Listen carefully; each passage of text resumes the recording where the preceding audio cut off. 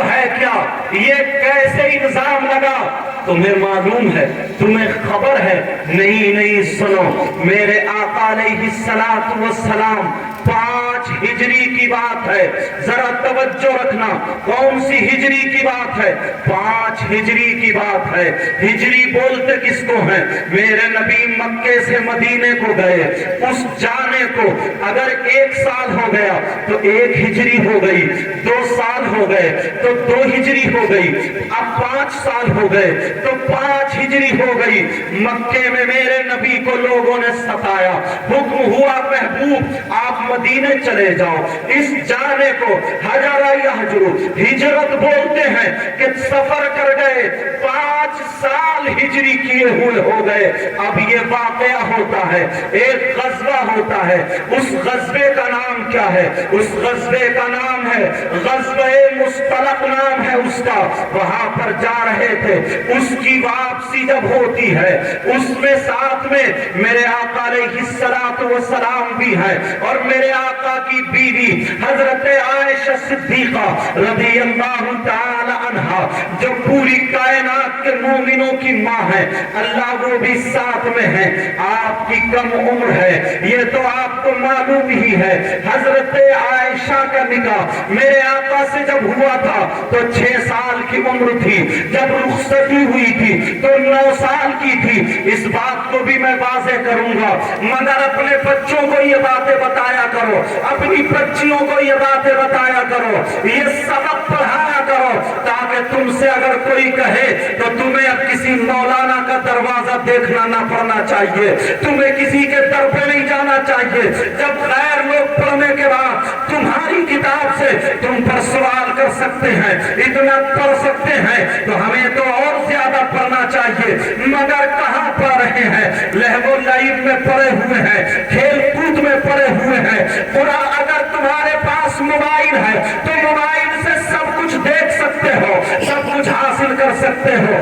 اب ذرا سنو، 5 ہجری کی بات ہے، غزوہ مستلق ہے، وہاں سے آپ واپس آ رہے ہیں، میرے نبی بھی ہیں، حضرت عائشہ صدیقہ بھی ہیں، اور بھی لوگ ہیں، مگر اس وقت عورتوں کو ایک ہودج میں رکھا جاتا تھا، جیسے پالکی ہوتی ہے۔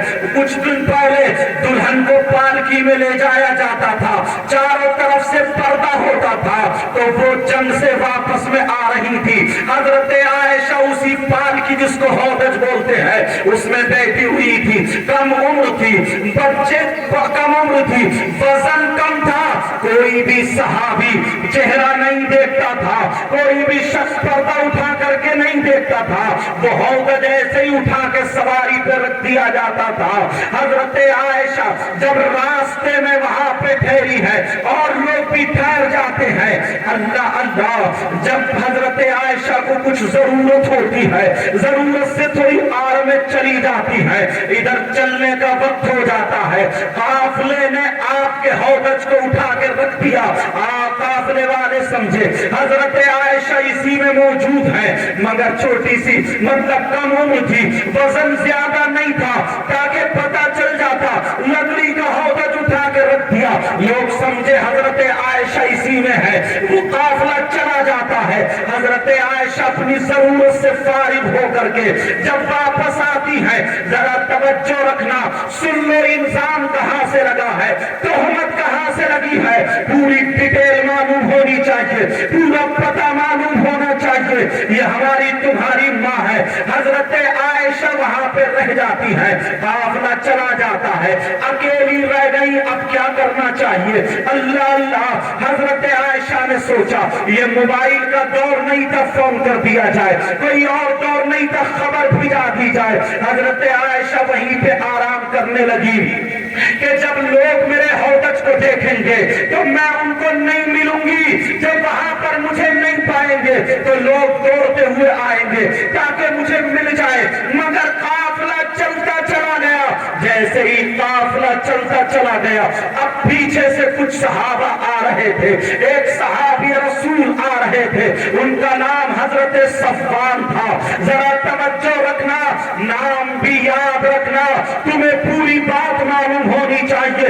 بہت نعرے لگا لیے ہیں، ہمیں کسی پہ الزام نہیں لگانا ہے، ہے, ہمیں کسی پر گالی نہیں بکنی ہے, مگر اپنا مسئلہ تو حل کرنا ہے, اپنی بات تو حل کرنی ہے. ذرا سنو, حضرت صفوان آ رہے تھے, جب انہوں نے دیکھا یہ تو مومنوں کی ماں ہے, میرے نبی کی بیوی ہے, حضرت ابوبکر صدیق کی بیٹی حضرت عائشہ صدیقہ ہے, اللہ اللہ, انہوں نے دیکھا تو انہوں نے اپنی سواری پر بٹھا لیا.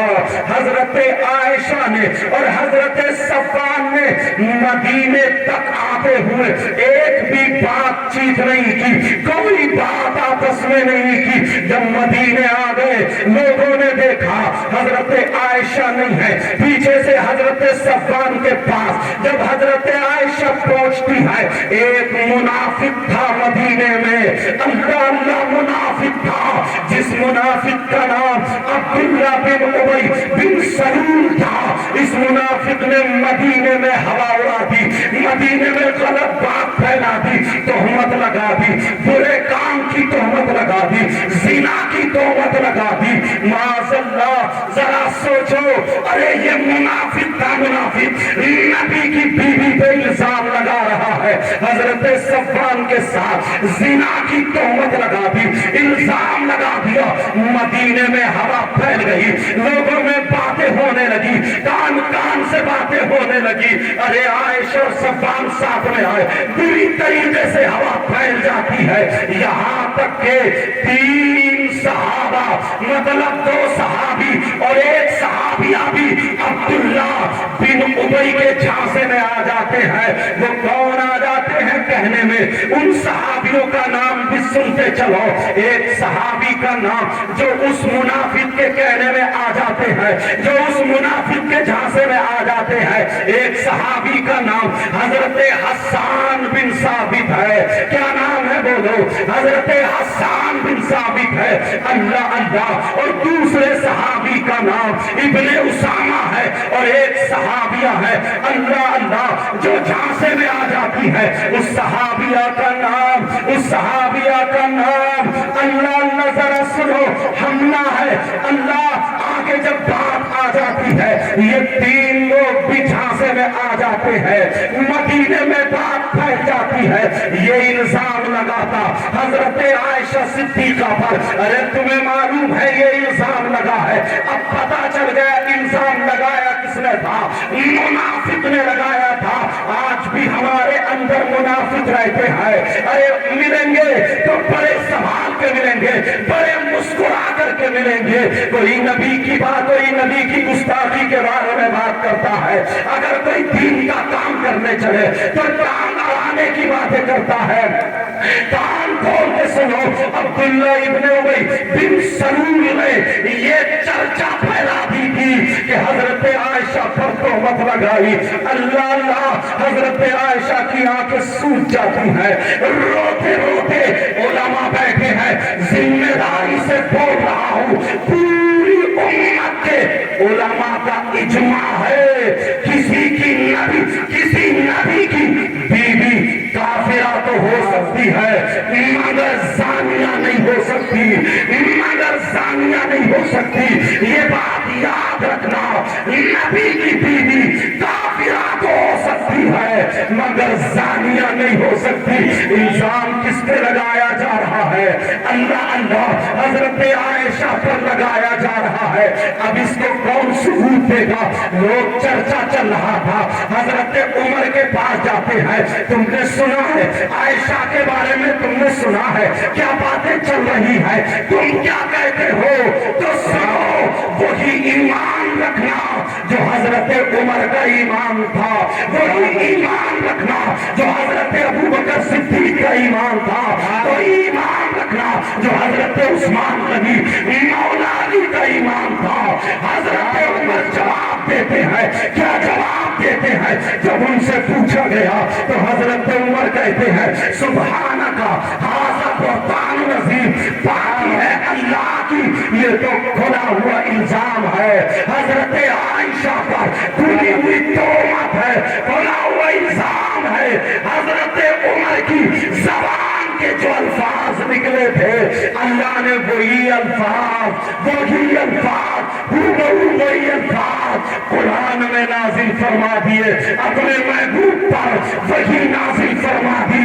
फलौला इज़ समीअतमूहु कुल्तुम मा यकूनु लना अन नतकल्लम बिहाज़ा सुब्हानका हाज़ा बुहतानुन अज़ीम। कुरान पाक पढ़ो, आपको इसकी कोई सफाई दे। मदीने में चर्चा फैल गया, मेरे नबी सफाई दे सकते थे मगर मेरे नबी ने सफाई इसलिए ना दी। कोई मुनाफिक ये कह सकता था अरे उनकी बीवी है इसलिए सफाई पेश कर रहे हैं। अब और किसी ने इसलिए, अबू बकर सिद्दीक ने भी इसीलिए सफाई पेश ना की, कह रहे उनकी बेटी है इसलिए सफाई पेश कर रहे हैं। लेकिन खामोश है। अब ऐसे आलम में सूरह नूर की 16 आयतें, एक आयत नहीं 16 आयतें कुरान में आ जाती है। 16 आयतें नाज़िल होती है। आयत नंबर 11 से आयत नंबर 26 तक घर में जाकर के 18वां सिपारा सूरह नूर आयत नंबर 11 से आयत नंबर 28 पढ़ते चले जाओ ताकि तुम्हें पता चले मेरे अल्लाह ने हजरत आयशा के बारे में बता दिया।